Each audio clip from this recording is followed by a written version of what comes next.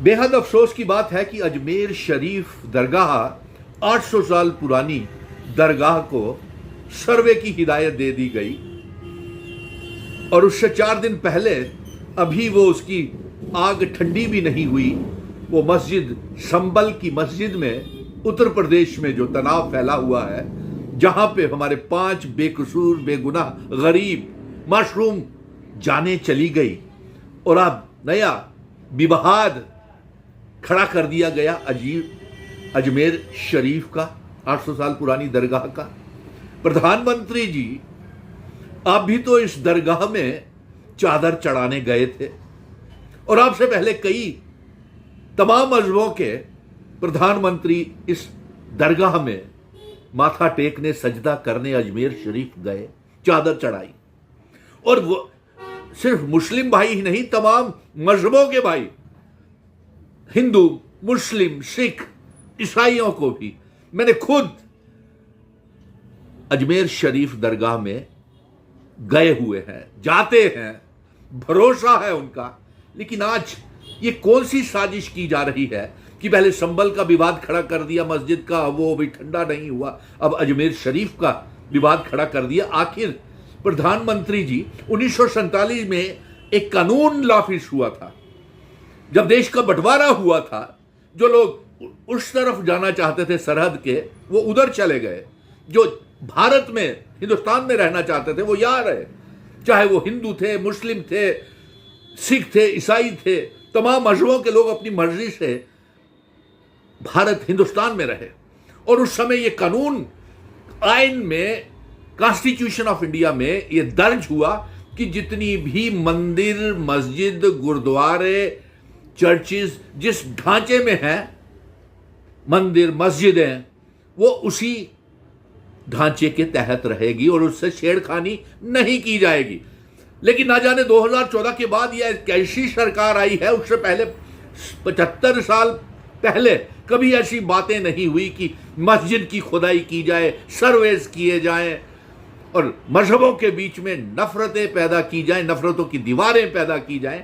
ऐसा कभी नहीं था। फिर बताइए, जब ये कानून की धज्जियां क्यों उड़ रही हैं, हमारे इंडियन कॉन्स्टिट्यूशन की धज्जियां क्यों उड़ाई जा रही हैं, और क्यों एक कोर्ट ने हिदायत जारी कर दी कि अजमेर शरीफ को, मैं सुप्रीम कोर्ट से गुजारिश करूंगा कि जिस कोर्ट ने यह हिदायत जारी की है कि अजमेर शरीफ को सर्वे किया जाए, उसे जल्द से जल्द रोका जाना चाहिए।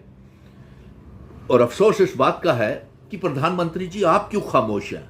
ना आपका कोई बयान संबल की मस्जिद में आया, ना आपका बयान कोई अजमेर शरीफ के ऊपर आया, ना बांग्लादेश में जो हो रहा है उसके ऊपर भी नहीं आया, गौतम अडानी के ऊपर भी नहीं आया। अरे जम्मू कश्मीर में भाईचारे का भाईचारा है। यहां हमारे मुस्लिम भाई हमारे पालकियों में, घोड़ों पे, खच्चर पे ले जा करके अपने गले से लगा करके बच्चों को माता वैष्णो देवी के दर्शन कराते हैं, अमरनाथ बाबा भोले बर्फानी महादेव के दर्शन कराते हैं, हाँ, अमरनाथ की यात्रा में। आप ये कैसी नफरतें पैदा कर रहे हैं? कैसी नफरतें पैदा करके क्या आप भारत का, हिंदुस्तान का बंटवारा कराना चाहते हैं, या फिर कोई साजिश है जो अपनी नाकामयाबियों को छुपाना चाहते हैं? क्योंकि देश को 2014 के बाद सिवाय बेरोजगारी के, गरीबी के, महंगाई के और कुछ हासिल नहीं हुआ।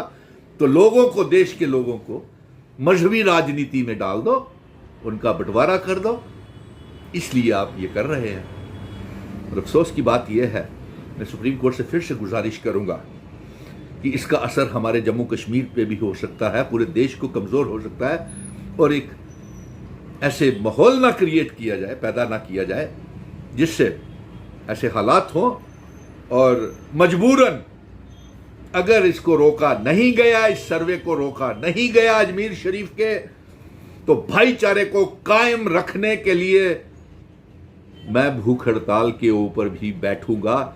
क्योंकि हम हिंदुस्तान को मजबूत भारत बनाना चाहते हैं, मजबूत हिंदुस्तान बनाना चाहते हैं। और ये नफरतें जो पैदा करने की कोशिश की जा रही है, जो नफरत की दीवारें खड़ी की जा रही हैं, ये सर्वेस करा करके ये मजहबों के बीच में तनाव पैदा किए जा रहे हैं, एक लकीरें खींची जा रही हैं, वो नहीं होने देंगे।